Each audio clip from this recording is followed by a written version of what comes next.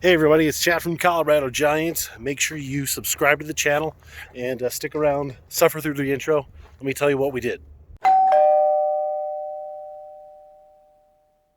Alright, so if you saw the last video, you will know that the patch looks quite different than it has in the past.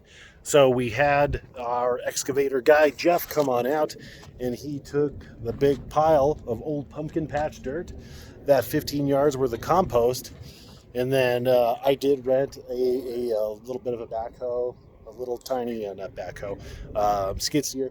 I filled in this a little bit, and then he came and filled it in. But we were able to fill in all of that stuff, including the Grand Canyon, because our water hydrant is now operational, and as is our electrical panel. So we now have water and power directly in the pumpkin patch. This is the line. I think you can see it.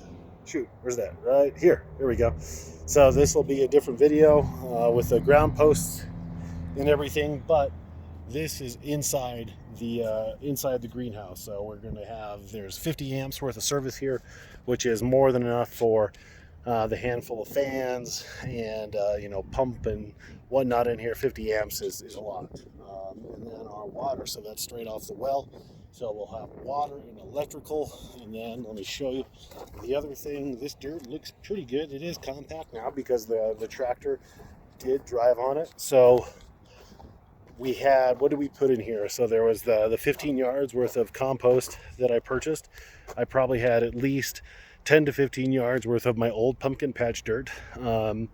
We added all of the peat moss in the last go around.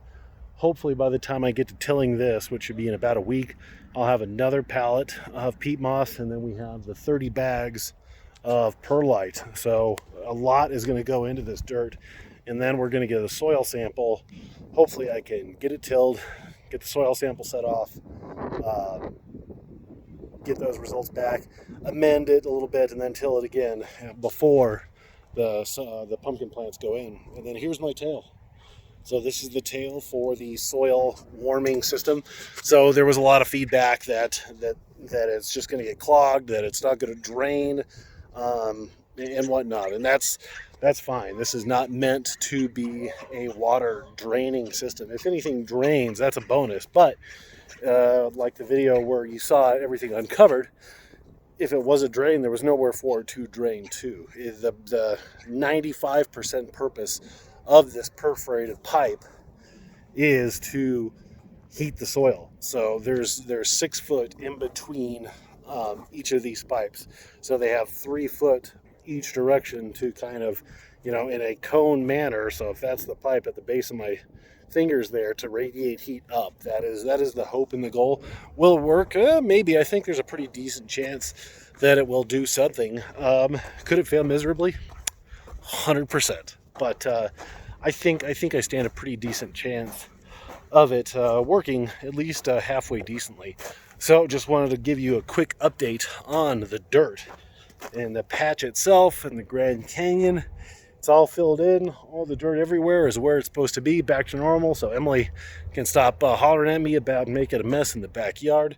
And that's it. So we're one step closer to getting the pumpkin patch ready for this year.